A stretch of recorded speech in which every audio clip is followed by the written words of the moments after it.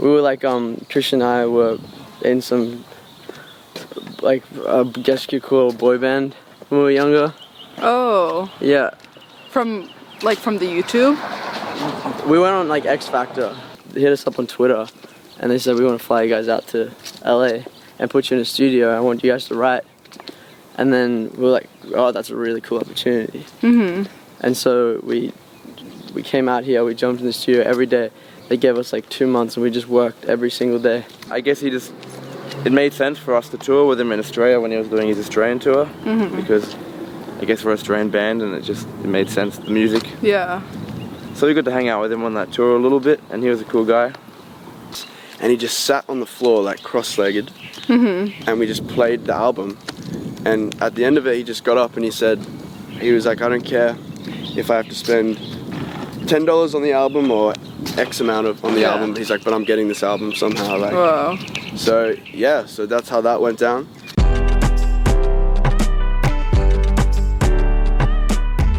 Hi, this is Lauren Engel. Today I'm here with Mitchell of Chase Outlanding. Hi. So where in Australia exactly were you born? I was born in Cairns, Queensland, Australia. Oh. It's like the pointy bit. Yeah. Like if you imagine Australia, that top right pointy bit. That's where I grew up. It's very hot. Not a lot of people, 200,000 people live there. Growing up, whole life, didn't really expect to be doing the things that we're doing today, but... Yeah, are your parents originally from Cairns as well? Yeah, well my dad's from Newcastle in Australia and mum comes from an island over near the Congo and Madagascar called Seychelles. Oh wow, Yeah. So but they met, or like how did that happen? They met because my mom came to Cairns and dad was driving boats and the whole thing, yeah. That's so sweet. What careers do they have? What careers? Yeah. So dad used to drive boats and then I guess he kind of worked his way up the ranks. He started a family. He was like a skipper, making ends meet, and then he kind of like, because he worked in that industry for so long, now he's like the general manager. He doesn't have to go out anymore and he kind of just oversees everything. Yeah. And mom's always just been like a good mom, but now she's working at first response. It's like they save people's lives and stuff. But wow, that's a difficult job. I'm hoping that soon I can be able to make enough money so they don't have to do that anymore. Where do you say you got your creative side from? Oh, it's tough. I don't know. I feel like my dad's a little tone deaf. He can't sing at all. Mom's always we've been growing up with music our whole entire lives. Like mom's very musical. Our grandfather's very musical. We've just had a lot of music in our lives. Like every party we ever had was just filled with classical music, with vinyls, like French records, like all the old time stuff. And I read in a previous interview, were you like an opera singer or? No! I was like, I don't know where you read that. I've never been an opera singer. Or like a classically trained singer? I was like classically trained like in school because I had like a vocal coach and like I used to sing. I guess it's not opera, but like just like very formal like Italian songs, and so I had to like focus on my breathing. Like if my music teacher, my vocal teacher saw me today, she'd be so disappointed. She'd be like, you didn't keep anything that I taught you. Oh my god. Yeah. So were you performing a lot or with that? I was performing like... It's kind of random though. It's different though, because like I was performing at places where the old people sit down. Yeah. And how did you even like think of getting into like classical Italian? I was just part of the, I guess since primary school I was in choir, and then the vocal teacher was like, I like your voice, I want to teach you a little more, and then I got fully into that whole kind of thing. But now in the grand scheme of things, it seems like such a small part of my life. Mm-hmm. Do you feel like you learn a lot from that with your singing now? I did, but at the same time, it helped me because it made me focus on pitch more. I feel like if anything, I can sing in pitch better because of that. But none of the breathing techniques or like the vowel enunciations I kept. Like, it's all very scrappy now. Mm-hmm. How do you describe your personality back then growing up? Oh, I was kind of reclusive, honestly. Mm-hmm. I was kind of the shy kid in school, but I had a good group of friends around me. Wasn't like a loner or anything like that, but and then towards the end of school, I started smoking weed, and then became even more reclusive. Did you like school? Like, were you good at it? I mean, I was okay at it. I got a pretty good score at the end. I graduated high school. Like, I went to university for 2 years to study where? sound engineering in Brisbane.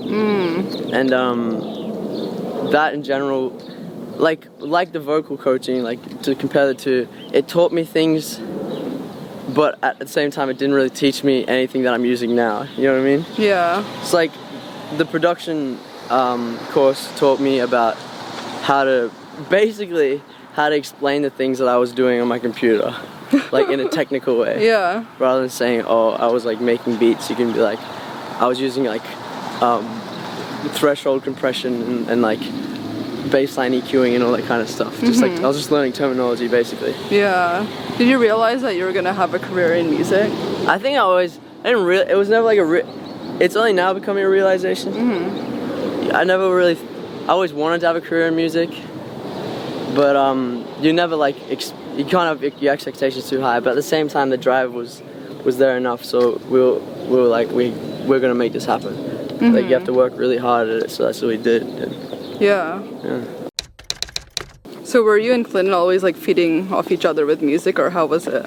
When I was about 12 years old, he started doing production first, so he was recording like himself on saxophone. Yeah. And like recording it over like songs that were out at that time, like 2012, like all the classic songs like Lady Gaga and shit like that. But he was like, I'm gonna record you singing, and I wasn't that good of a singer. I was like 12 or something, but we recorded it, and I remember that was the first time we ever like encountered like pitch correction. It's like auto-tune now, but it was like inbuilt pitch correction. Yeah. And I was like, this is cool. And then we found out about reverbs, delays, and all these vocal effects you can have. Were you guys ever a duo? Yeah, we were. I mean, at one point, like, we were making YouTube covers together, but it was under like Clinton Cave music. But it was always just like a side thing, you know what I mean? We were just doing it for the fun of it. Yeah. And then when we met Christian, we were like, we're gonna take this seriously. We got something really good here. Yeah. And so you bonded with him over Skrillex? Yeah.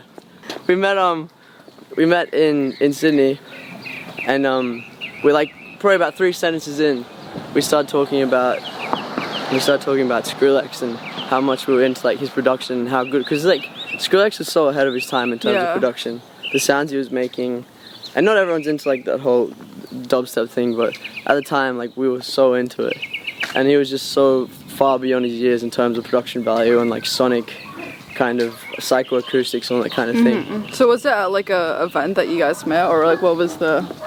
We were flown over by a management man or whatever you call him. Was he found a couple people on YouTube. They flew him to Sydney to kind of like I guess like scout us. And then we met and we were like, this is good what we have here. Like it's a blessing that happened really. We were like Christian and I were in some like I guess you could call it a boy band when we were younger. Oh. Yeah. From the YouTube? We went on like X Factor. Oh, so this was way before when you guys... This is way before. This was when we were like 14, 15. Yeah, I read about that. Yeah. Yeah. And like we went pretty far into like we were in like top 10. Yeah. But like it all means nothing, by the way. That like shows like that, as soon as you go on a show like that, people think that, oh, I have a career now. Not at all. Yeah. We had to ditch that whole thing and start from scratch. Like we knew nothing. We just knew how to cover songs. Yeah. We didn't know about writing. We didn't know how to produce properly yet. And so we stuck our heads down and we left that group. It was just us three, and we're like, this is perfect. All into this. Actually, what made you want to join like X Factor? Was it like your parents kind of thinking that's how you would kickstart your career? No, or? like my parents are very kind of, very casual. They're kind of like, we don't want you to be disappointed. Like they're kind of concerned about the show, you know what I mean? They're not the type of parents that are like, look at my kid, like look at what my kid can do. You're gonna be a star, kid. It was more of just like, hey, mom, dad, I want to try to do this thing, and they've always been supportive, but they're like, just if you're gonna do it properly. Like they weren't like pushing any agendas. If anything, they probably would have loved if I graduated university and and studied law or something. But And so were you balancing like studying like audio engineering? yeah, university gave me a reason to figure out how to like really produce and songwrite, because it gave me 2 years of my life where I wasn't obliged to do anything, you know what I mean? I didn't have to go, I didn't need a job because I was going to university, I was studying. In my free time, that's when I learned everything. So like, it was a blessing to go to university because I learned some stuff, but it gave me time to really learn things when I didn't have to go there. Yeah. Because I had no other obligations. Which was really cool. Were you guys already gaining fans while you were at school? We had a kind of a fan base going from before, but when we restarted, like from scratch, like just restarted our whole lives, we had to basically start from scratch again. So. And you ditched like the old management and you try to. Yeah, we didn't even have management. It was just we just started our whole new project and a whole new way of approaching music, and that's just the way it was kind of going. And so. And how did you get your music out there initially? We went to like TuneCore or something. Like, so we produce everything ourselves. We write everything ourselves. Like, everything's done by just us three. But so how did people find you Yeah, guys? so we made our first EP, the Dalliance EP, because it was kind of Clinton's university project. We had to make original songs. Oh, so you guys started out from a school project? Yeah, That's basically. so cool. Now it's like this huge career. Yeah. I love that. And so Clinton was like, Christian Mitchell, because I was still living in Cairns, Clinton was living in Brisbane, Christian was in Sydney, and so we all flew to Brisbane, and because Clinton had his little home studio set up there, and by that time Christian and I had started like really starting to produce, and so we like helped Clinton with this project, and then it was like, if you're gonna do it for a project, may as well turn it into a career. Yeah. You know what I mean? And so, Yeah. And it's something that I always ask trios about. What do you like about Christian's personality? He has a very big heart. He's one of the biggest hearts I've ever known in a person. He's very accepting and loving. How about your brother? He is my brother. Oh wait, sorry. I mean. No, that's what I'm saying. Oh. My brother is my brother. Like, it's kind of, we love each other, but like we share the same minds. We're like the same person. You know what I mean? So I guess the trait I like about Clinton and Christian, like all three of us, we have the same ideologies and the same kind of passion and determination and drive. And then how did you meet your management after? So we came to LA like a long time, well, probably about 4 or 5 years ago, and we just had no idea what we were doing. We got flown over by a management company, a different management company, and they were interested in us. How old were you guys at this point? 17, I think. Yeah, Clinton would have been like 20 something, and then they kind of showed us around to a few different labels, and we weren't ready yet. You know what I mean? We were kind of still green, and we didn't have a lot to offer. So like we had that whole experience, and we left LA, and like that was kind of strange, but we had to do it. That was like the point where we had to go out and see LA for the first time and see if anything was possible, to see if you could follow a career in music. And we went back to Australia. Nothing happened, and then Joel and Benji from Good Charlotte heard our music online. How big were you guys at this point? I mean, I think we had like 50,000 monthly listeners on Spotify, maybe. Were they mostly 30,000 Australian or international already? I think they were like half Australian, half like US, half international, I guess. And then yeah, from that point onwards, they hit us up on Twitter, and they said, we want to fly you guys out to LA and put you in a studio. I want you guys to write. And then we were like, oh, that's a really cool opportunity. And so we came out here, we jumped in the studio every day. They gave us like 2 months, and we just worked every single day to prove to them that we could like make it worth their while, you know what I mean? And then they took us around to a few different labels, and then they eventually got us a record deal with Warner Brothers, which is about two years ago. Yeah. What does love mean to you? What does love mean to me? Ah, jeez, never been asked that. It's very complicated because I love so many people, but in different kinds of ways. I mean, like, you always love your family. Love to me is being able to live freely and not kind of judge anyone based on what they do, or like impose them or tell them what they can or can't do, especially in a relationship as well. Yeah. I feel like love is giving them the freedom and never judging them, and even if they do something wrong, being able to forgive and accept that kind of behavior, you know what I mean? So love is love. Like, you can't fight the feeling. You know, I'm pretty sure that's a song, right? No one So can fight many the songs. feeling. And you feel love, but love to me in general is a beautiful thing. Yeah. This is awesome. Thank you. Thank you. So now I'm with Christian of Chase Outlanding. Hello, how you doing? Really good. So where in Australia initially were you born? I was born in Sydney, Seaforth. Oh, okay. And then I moved to Freshwater, which is a beautiful beach area on the northern beaches. For your parents' job that you moved, or? Yeah, no, it's very, very close to okay. it, but they just, they wanted to be closer to the beach. Originally I was in like a little secluded kind of area that I couldn't really get out and about.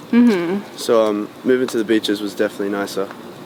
What's your parents' careers? So they're both retired now. My father was in a band when he was younger. Oh, that's so cool. Yeah, good dog. But then he went into film and television, and he worked for this channel called Channel 10 over in Australia.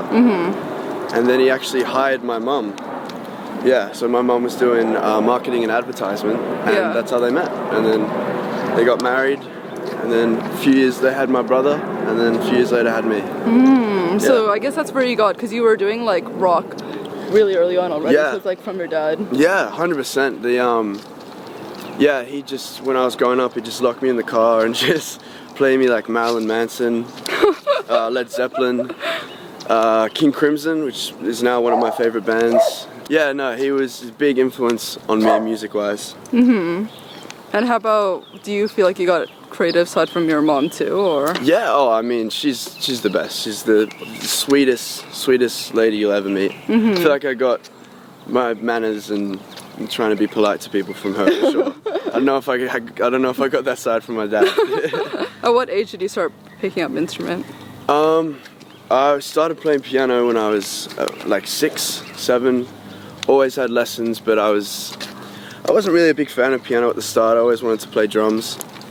So I started playing drums, probably like 8. I was a drummer pretty much my whole life, yeah. Oh wow, so you were in tons of bands.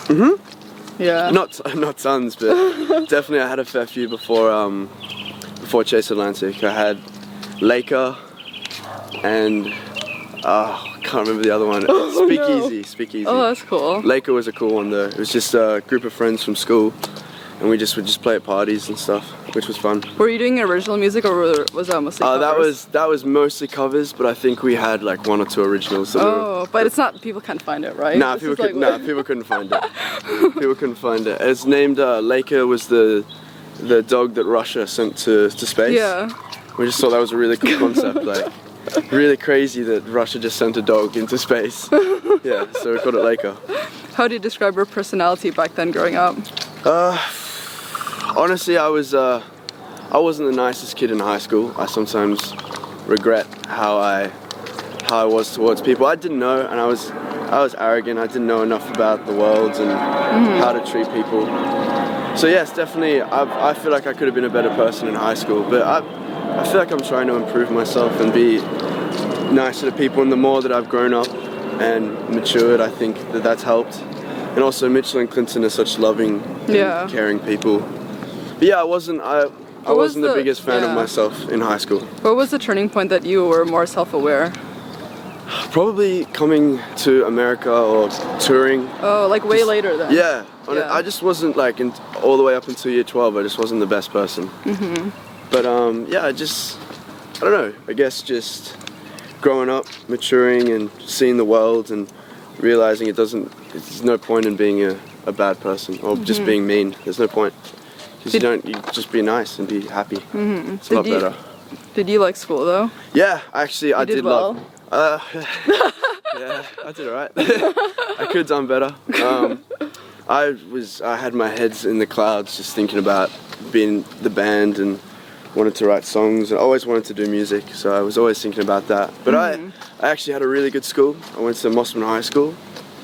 They're very accepting of performing arts and stuff for a high school. There's people like Naomi Watts, Flume, Gang of Youths all came from there. Oh wow. Yeah, so like really cool school, really nice teachers, and it's like the only school in Sydney with no uniform. Oh wow. Yeah, so I had no uniform. I used to have long hair, and I could keep my hair long. And then, what age did you guys actually meet? The boys? Yeah. So 2012, so I was 14, I think. Oh wow. Yeah, I met him 14, and we bonded over Skrillex. Yeah, we were. Is that what he's saying? Yeah. Yeah, we just really. I don't know why, we were just obsessed with the guy. That's interesting, because I would think then. Did you try to make EDM? Yeah, 100%. Mitchell's really good at doing EDM. He's kind of started. He started doing remixes of other songs, and that's how he became a really good producer. Clinton and Mitchell, actually, the first day we met, they showed me like a dubstep song they made, and it was trash. If you're watching this, it sucked. No, it was actually. I remember hearing it, and my first thought was just I was impressed that they were able to finish a song, because I couldn't do that back then. I could never finish work. I was never happy with how it would sound. So now that with these two guys, we all help each other to finish beautiful songs. So actually, what clicked you guys to like form a band then compared to like an EDM trio? Or you didn't like EDM that much? Yeah. You liked the band stuff more. So Mitchell and I were in like a boy band, and Clinton and Mitchell had been doing stuff for ages. I was always a fan of Clinton's producing, because Clinton was the main producer at the start. He's still the main guy that does all the vocals. Like he's an expert at vocal production, and yeah, we did like covers and stuff for like uni projects, and it just was so natural. Nothing felt forced, and we were 15, 14, 15. And we just had so much fun. We'd steal alcohol and go to the garage and record music. It was just a really beautiful process the way it all happened, and then we just decided, like, should we give it a name? And we gave it a name and kind of officially formed in 2014. Yeah. When we were a little older, and then we started writing Dalliance, and we were really inspired by the 1975 and like the neighborhood, and that's why we became a band. At what point of your careers were you guys when you met Good Charlotte? Very early on, still very young. I think I was 17. They emailed us first, and we were just like that. There's no way that's them. So I think we ignored it. Yeah, I think Clinton was like, I don't reckon it's them, so we didn't reply. And then he just hit us up on the Twitter DMs, and with his little tick, we're like, oh, okay, it might actually be him. And he just, there was no promise of working together. There's nothing like that. He was like, I want to meet you guys. I want to take you out to dinner. So I actually met Joel and Benji by myself the first time in Sydney. Oh, they had a show there? Yeah, they were on The Voice. They were the judges on The Voice. Oh, okay. Yeah, they're big celebrities in Australia. They're like the Justin Biebers of Australia. Yeah. They took me to a cafe, and I was like really nervous, and I was like shaking, and I dropped the cap on the ground, and I was so embarrassed to pick it up, so I just was like, oh shit.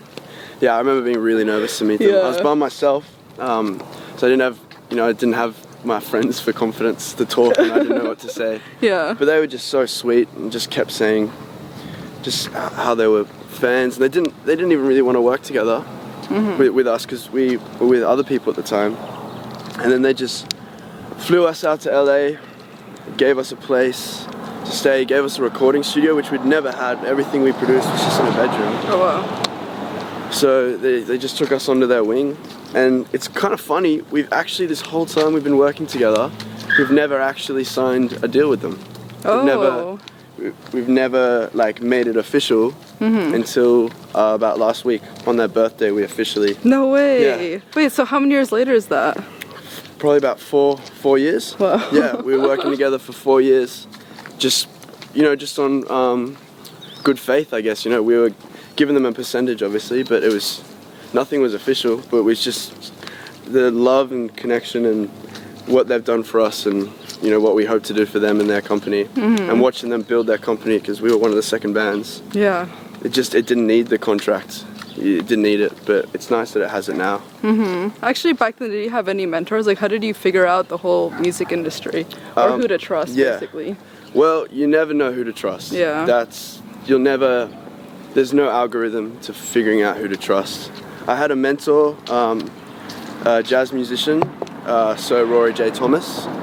He taught me a lot about music industry and fusion of genres.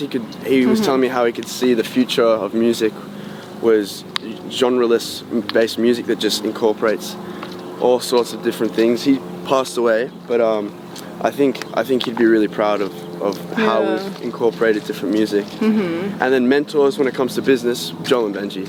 They're really smart. Yeah. Everybody loves them because they're so nice and honest and caring. So I think just from what they've taught us, I've just got to be polite to the crew, treat everyone with respect like they do. And and that's why they've got such a good name, for just being great guys. And that's why people want to work for them and work with them. Yeah. And then how did you meet Warner? How did we meet Warner? Yeah. I've never met Mr. Warner. We dropped by one day. We had no idea. We had all these other labels that were interested. Was this after, like, way after the or like how? This was after Nostalgia. We just started working on the album. We had no intentions of. We didn't even know they wanted to meet up with us, and we kind of had these other labels in our heads. But I think Benji was like, let's just stop by and have a meeting, and we played. I think it was Dan.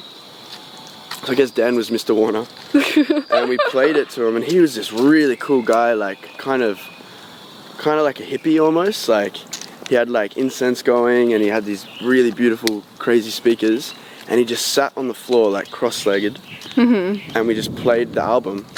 And at the end of it, he just got up and he was like, I don't care if I have to spend $10 on the album or X amount on the album. He's like, but I'm getting this album somehow. Like, wow. So that's how that went down. And then unfortunately, a lot of CEO changes and stuff happened, and we're no longer with Warner. But the relationship didn't end badly. It's like if a girlfriend and a boyfriend, but it's like a mutual decision, and everyone's on good terms, which I think is such a healthy way for it to end, especially with our first label. You don't want. You hear so many stories about people hating their labels, but we're not really like that. Yeah. Is it difficult from going from being with a whole label and then being like just you guys again? Yeah. Sucks. So it definitely it's great to be that independent again, and that's awesome. But you know, when you start realizing that there's no label behind you anymore, and it's harder to get visas, it's harder to come back, it's harder to get accommodation. It's a lot tougher, but we persevered, and Mitchell and Clinton and I just ended up paying for everything ourselves, and that's how it's been. You know, that's even on this album. It's just, you know, us flying ourselves out, paying for our own place. So it's definitely tough because it's all just on Mitchell, Clinton, and I now. But I guess that's what being independent is, you know? Yeah. And it's definitely helped us grow and focus on the music a little bit more. And we've learned a lot about business that we didn't know before. So I guess it made us a little wiser. Yeah. So where do you think you got most of your momentum from? Probably Friends was the big start. Yeah. I think we were just in like a bunch of like edits on Tumblr or something. I think it became like a big song on Tumblr. Yeah. So that was a break, I guess. Like that was the first song that we ever hit 1 million on. And I guess that wasn't planned then, right? If it was on Tumblr. Yeah, it was just yeah, and it just did really well, and we were kind of shocked. I remember it hit 1 million, and we like freaked out. You know, that was huge. That's 1 million. Like 1 million is such a big number, but when songs start to hit that more often, it loses its feeling, kind of. You just want to, and that's I guess the curse of being an artist or a musician, is constantly want more, I guess. Yeah. But yeah, Friends definitely blew us up, and then I think we just. You were also touring heaps, right? When Friends came out, we weren't. But last year, yeah, we toured. We did 150 odd shows in a year. It's crazy. We were the 5th most touring band or something of the year. Yeah, that's like a third of the whole year you guys are just... Yeah, right? Yeah. It's insane. But I mean, people work more than that. Like, people spend more times than that in a year working in an office. So I guess you can't complain. And it's fun. It's a fun job. Yeah. It gets tiring and like mentally draining, but we get to travel the world and play shows to people who appreciate us as much as we appreciate them. And this is something I always ask trios, but what do you like about Mitchell and Clinton's personalities? Absolutely nothing. Mitchell is very sweet, very loving, very open. Yeah, Mitchell's beautiful, a beautiful person, just like his parents as well. And Clinton, again, is just a very loving, very smart. They're both very, very smart. Clinton's very loving, very open, very friendly, and just like a very huggable man. Like he's just like a big old teddy bear. But yeah, I just love him. I love them both a lot. How has your friendship and like kind of, I guess, in business grown with them over time? Business, we never fight or anything. It's just, and a lot of people and bands that I see go wrong is when they become a band before becoming friends. You know, like they go out and they set a goal, like let's be a famous band, and then they just get, or some guys like I want to be a famous band, hires people that he doesn't know, and then when people start talking money and business stuff happens, it just breaks them up because it's so different to be working in business together, because a band is a business, it's not just guys playing music.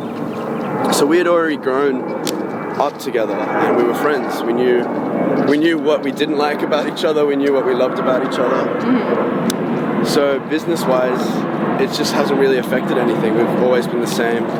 On the road, now that we're more experienced as well, with more experience, we understand each other's boundaries when we need each other's space.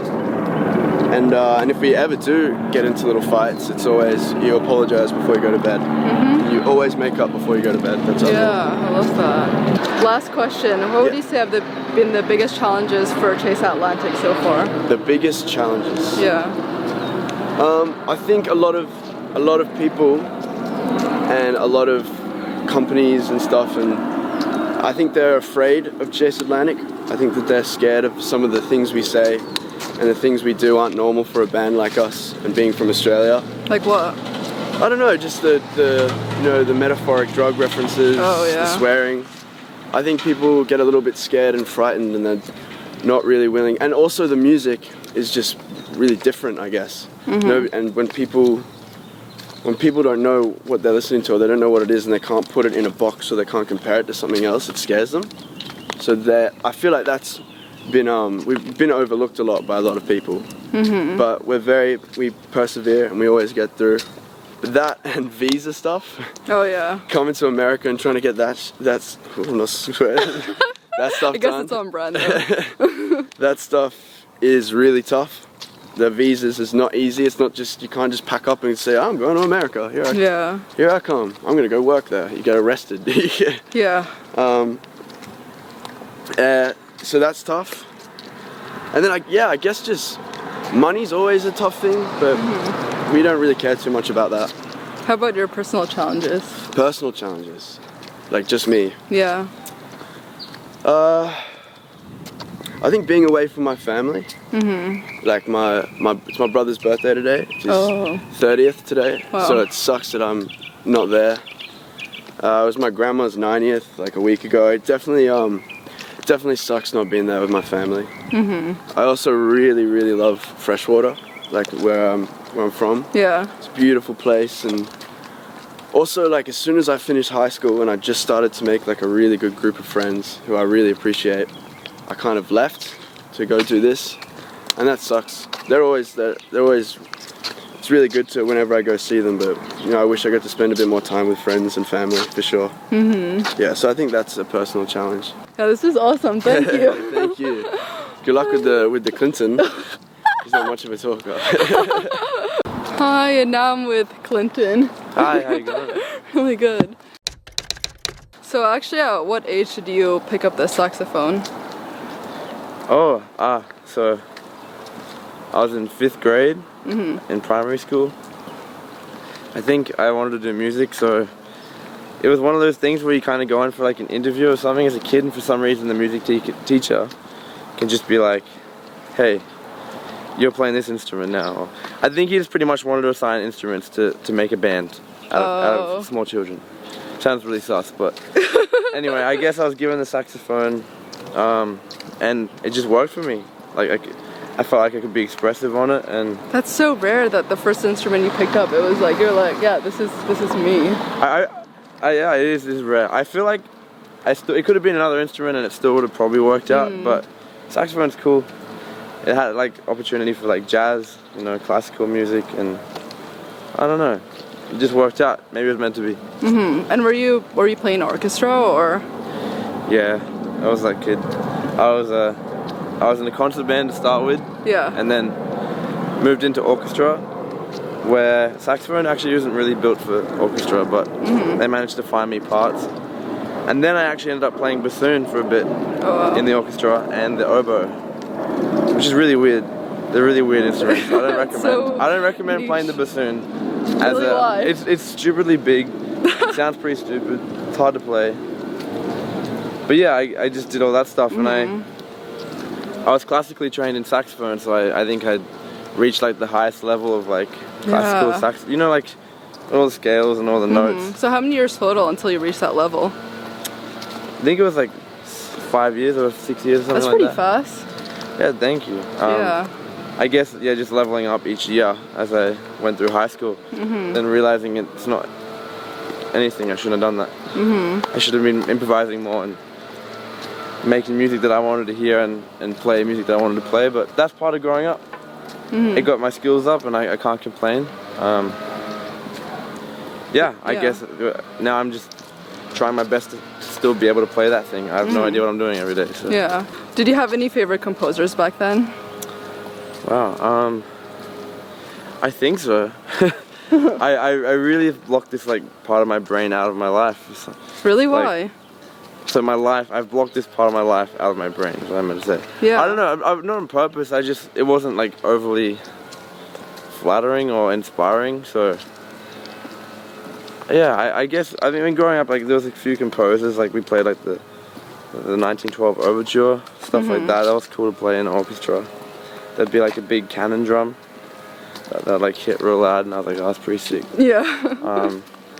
Yeah, I honestly can't remember names though. I've really tried to focus on, you know, music production after that, and I guess I just grew away from that whole thing. So then you were producing on your computer, right? Yeah. At what age was that? I think the age of 15, maybe I started like, or 14 and 15, I picked up Logic, and you know, I had some friends that sang. Decided to try and record vocals one day, and I was like, oh, this is kind of cool. Yeah. Put it on YouTube, made a fool of ourselves.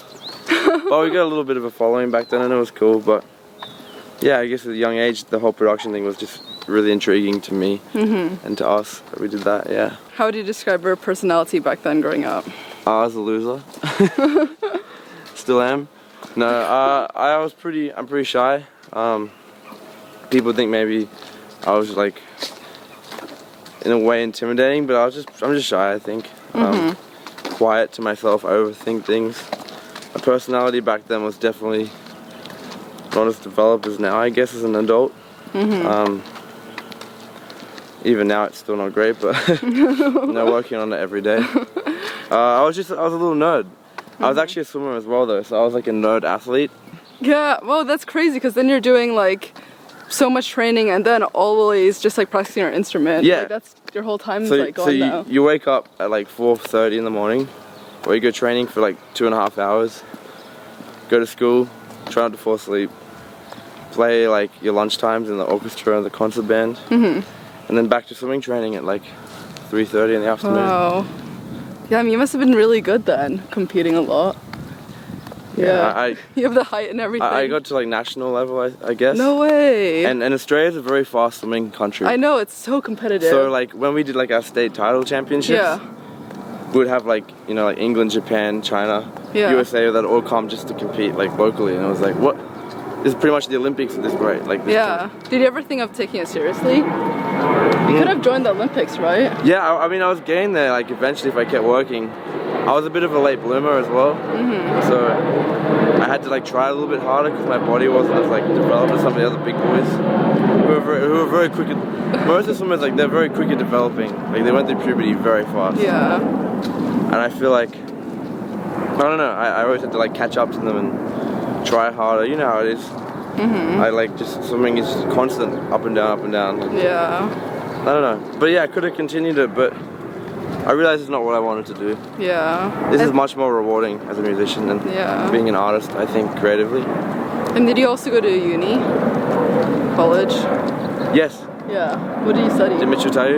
Yeah. Well, I don't know what you studied. He did the same thing as I did. Oh, we did okay. it's a Bachelor of Music Technology Yeah. at the Griffith Conservatorium of Music in Brisbane. You think I that actually- helped you a lot with your looking back? The actual course itself, I probably didn't pay attention enough or learn a whole lot from, but I think it gave us the time to focus on what we wanted to do. And even like if you study something, you're focusing your time on that, so you learn either regardless, like through the internet by yourself, or Yeah.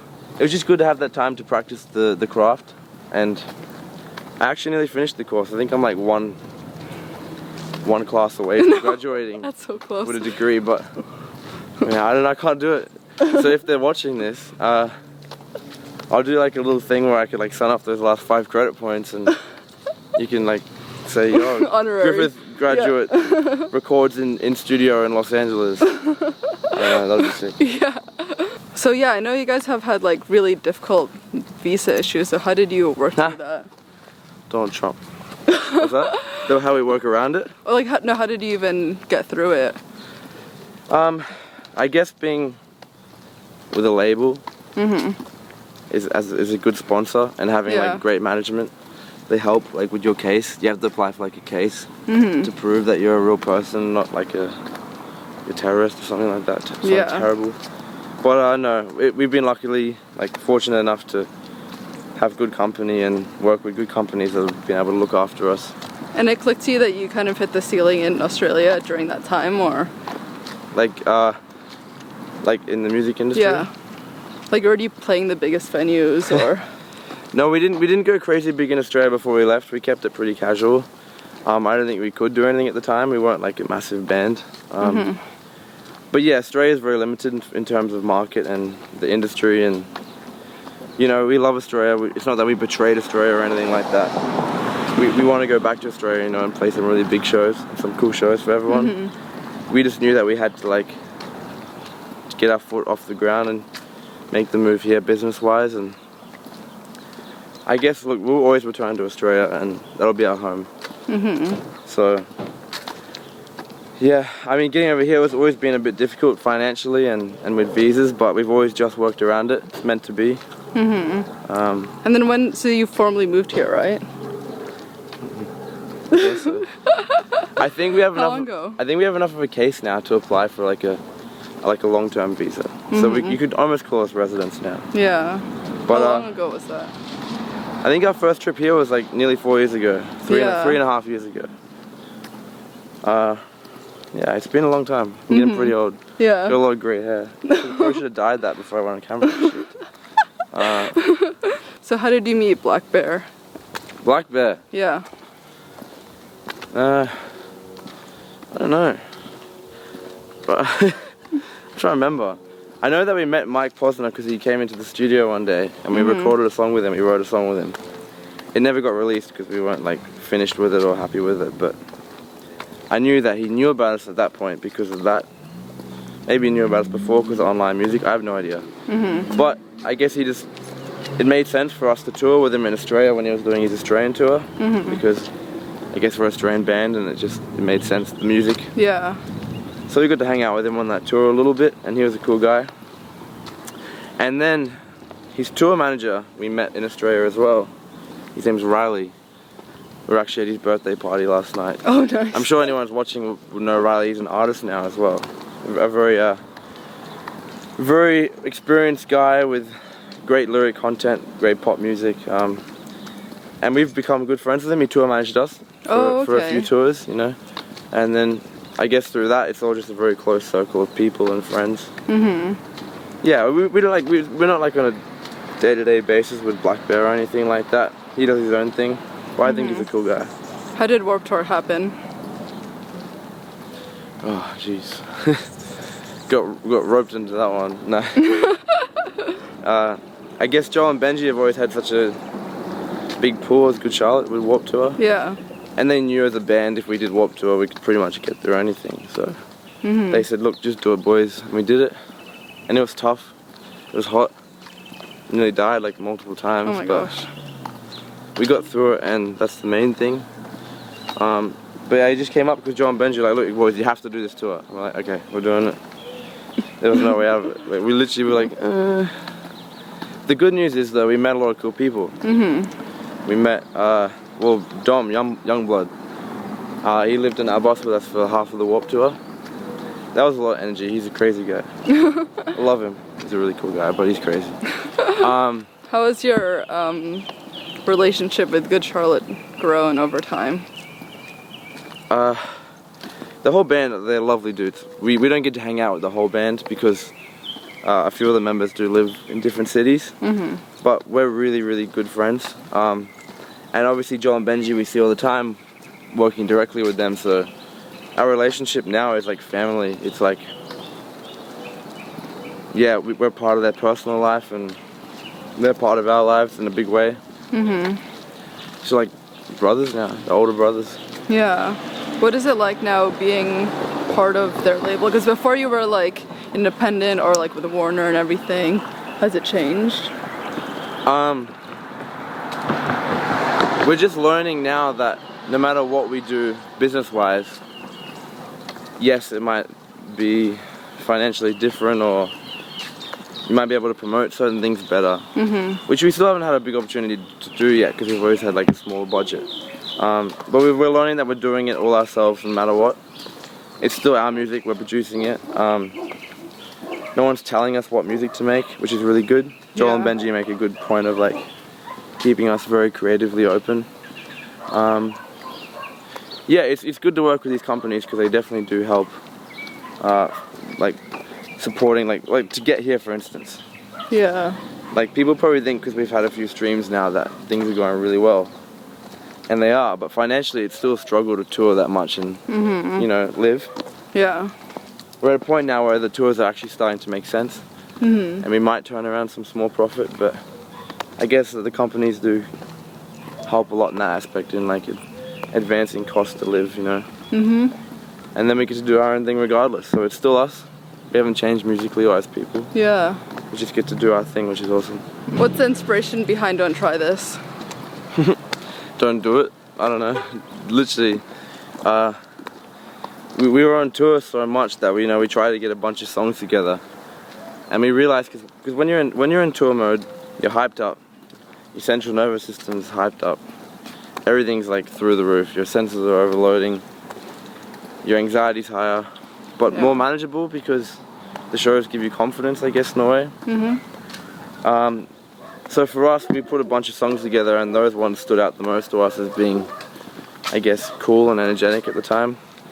The lyrics are quite crass, which is actually Christian's nickname, but they're very like out there, you know. I mean, Mitchell wrote pretty much all of these lyrics in this EP, and he was in a crazy place as well, touring so much. Made him go a little bit crazy.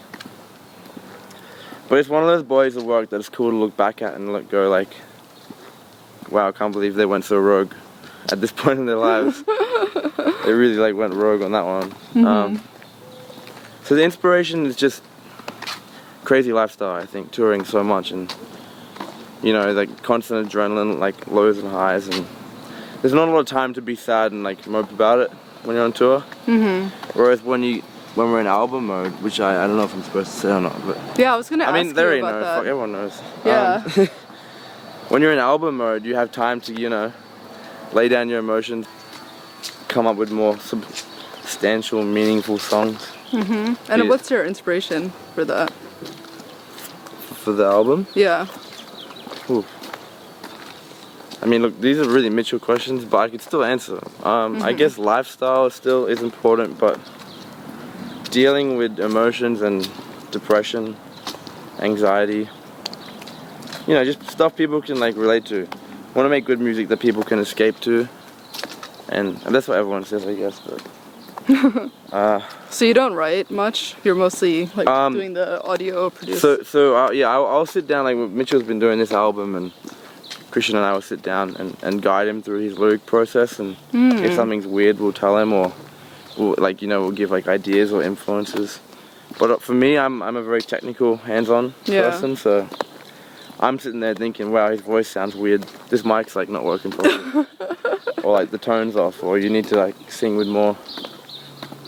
Yeah, I'm like the sound guy, I guess, in that way. How do you say your music has changed compared to the early songs you made? I think it's hard to. I feel like there's definitely obviously a better, like as musicians we've developed and we're getting better every day, but when you do it for this long, I guess, it's not even that long for us, it's been like 5-6 years, but when you start out you're very inspired because you know you want to like do anything, you're like, this is a crazy world, I can't believe this. And now it's like, we know what we're doing, we still need to find that inspiration. I think it's a bit harder to do it because, I don't know, it's like, you ever like look at someone like an actor, or you think they're so cool, and then you meet them, you're like, oh, they're just a person. It's like, I don't know, I'm going off on a bit of a tangent here. But, I love it though. yeah, I'm really in my own head right now. We've been locked in the studio for like 3 weeks, forgotten how to like speak to anyone. The inspiration though is always just everywhere, I guess. That's vague as hell. I don't know. Yeah, I think you answered my question. I hope I did. Yeah. Last question. What do you want Chase Outlanding to be remembered for? I could say so many stupid things. I could tell from your first reaction, you're like... I want to be remembered for making great quality music. And I think that's it. I think regardless if we're setting like a social standard or telling people to rebel, which we're not that political as a band, we like to just make great music, that's the thing. If it's good music, people will listen to it. It's like The Weeknd. I don't think he has like an agenda to like be political or anything like that. It's just good music, and like you see the masses draw to it. Like you can't deny good music, and I think that's all we want to be able to do. Is make good quality stuff that will always back us up, you know? Yeah, this was awesome. Thank you so much. I'm so weird in front of a camera. Oh no. Bye guys. Thank you.